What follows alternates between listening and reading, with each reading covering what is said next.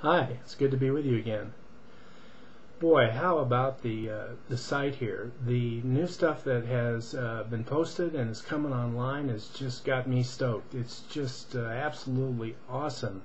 The sheer volume of it is incredible, but the nature of it is just absolutely super. The dance workshop, how about that? That was unbelievable.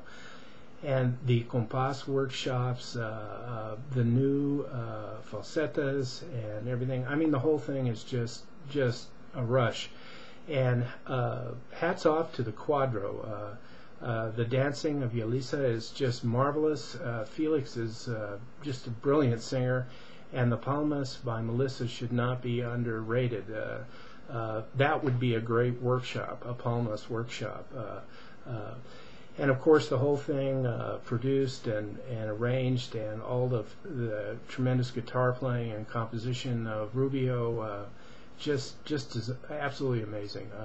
If this isn't the best site on the web, I don't know what is, and especially or in particular with regard to flamenco music.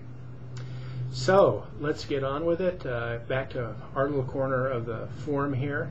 I've got a lot of new things to get going on, and I'm going to do them through a series of sessions. I hope they don't seem too random, because some of the stuff is a bit difficult to get across initially, so we won't necessarily go through in depth with each topic each time, but through the series we'll come back and we'll pin it down a little more, and hopefully get you to have a reasonable comprehension or understanding of it. We're going to do a lot of things. We're going to look at initially chord progressions. We're going to look at the modes finally. I know that's a big question a lot of people have. We're going to look at the extended octave, the upper structure that produces 9th chords, 13th chords, 11th chords.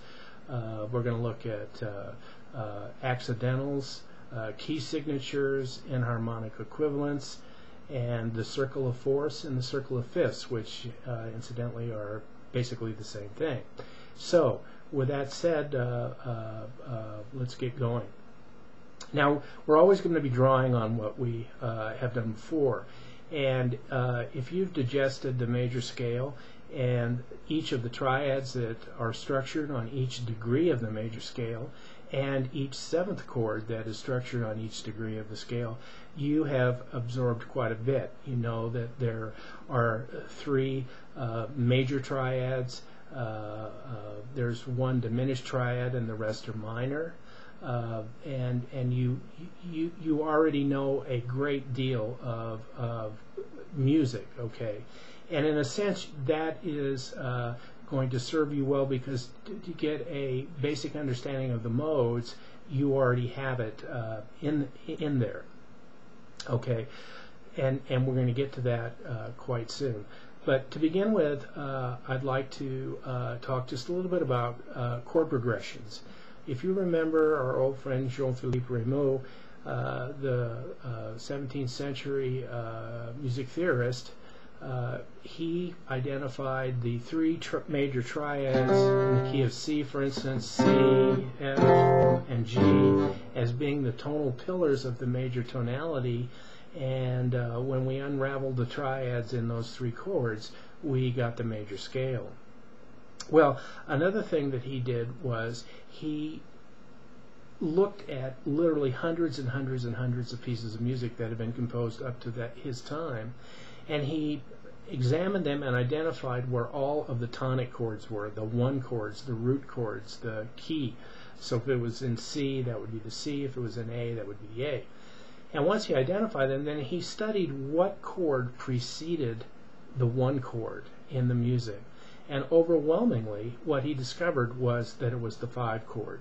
So the 5-to-1 resolution is the strongest resolution that there is. Okay, now in the major tonality. So that's G, 5 chord resolving to C, assuming C is the key. What if G was the key?